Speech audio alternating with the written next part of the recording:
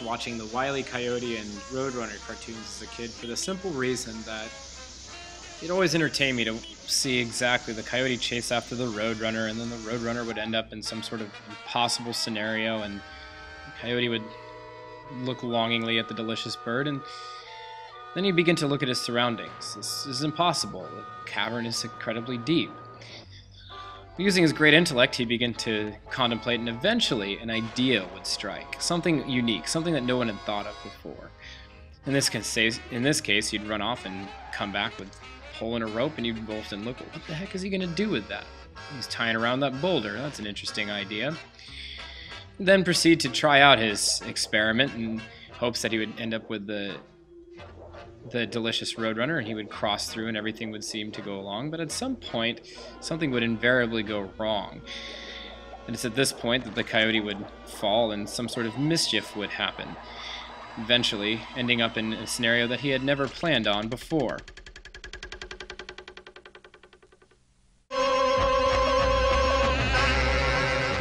I always wondered why I liked the coyote and what drew me to him getting into these situations and being able to try something new and impossible, and it wasn't until it was staring me straight in the face that I figured it out. The coyote was doing the scientific method. Now, many of you are familiar with the scientific method from your previous courses. You've either seen it or read about it, or you have a vague idea. First thing I got to get to before I move on is, if we just had a definition, what would it be? The definition for the scientific method is as follows. What is the scientific method? The scientific method is the process for how scientists try to explain an observation. The steps are as follows.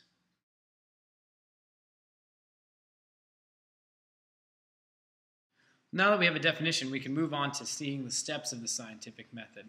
Many of you are a little bit shaky about it, or if not, you're okay. But a way that I remember the steps of the scientific method is it's as old as this game that you used to play called Jumbling Tower, or you might know it as a Jenga. I'm going to use it to describe each step and see how when you played this game, you actually were doing steps of the scientific method. So as we can see here, this is my stacked tower. The object of the game, if you're not familiar with Jenga, is to remove one block from the tower. I'm going to wait on it. Just remove one block from the tower and put it on the top. Make sure that the stack doesn't fall at any point. Let's see what this has to do with our first step in the scientific method. Observation or question. A question based on some observation. So as I look at this, I am using my eyesight as an observation to see that the tower looks a little shaky at the bottom here. So perhaps I might want to pick a block more towards the top. Hypothesis. A proposed explanation of an observation. It must be testable. After my observation, I have to make a hypothesis. I hypothesize that this block here is the safe block to take.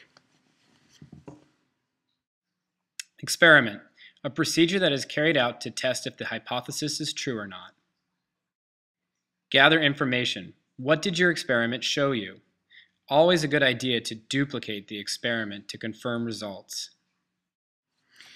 After my hypothesis, I'm going to do experimentation. In this case, I'm going to remove the block. I might get my data as well. Oh, this might have been bad.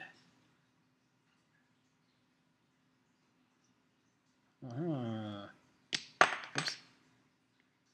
And I place it on the top. Conclusion. Was your hypothesis correct or not? What can be changed to get the desired results? Now I look at my results. My results is able to stack the block was a safe bet. That means my conclusion is that my hypothesis was correct. Taking that particular block was a good idea, and that's correct. Now here's the part that is important with science. It's always going. Just because I've hit a conclusion doesn't necessarily mean I'm done. Just like Jenga, I now have another move. Many times in an experiment, you'll often see some sort of data or something that you've never seen before. For example, dropping a feather. Why does the feather move back and forth before it hits the ground? Other ideas with it. So let's see if I can pull on this one. Hypothesize it's going to be that.